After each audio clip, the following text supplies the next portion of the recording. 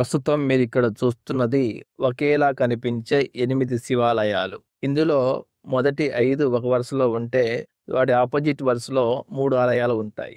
ఈ 8 ఆలయాలను కలిపి అష్టశంభు శివాలయాలని పిలుస్తారు. ప్రస్తుతం వీటిలో శివుడిని మనం దర్శించలేకపోయినప్పటికీ 10వ శతాబ్దం నాటి ఈ రాతి గుళ్ళను మాత్రం చూడగలుగుతున్నాం.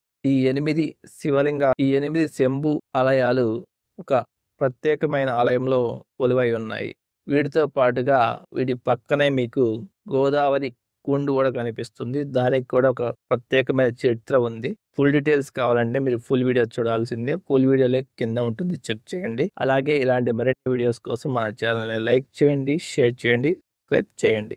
ఈ వీడియో మీకు నచ్చినా, ఇన్ఫర్మేటివ్ అనిపించినా లైక్ చేయండి, షేర్ చేయండి. ఇలాంటి మరిన్ని వీడియోస్ కోసం మన ఛానల్ని సబ్స్క్రైబ్ చేయండి. ఫుల్ వీడియో కావాలంటే కింద చెక్ చేయండి. Thank you.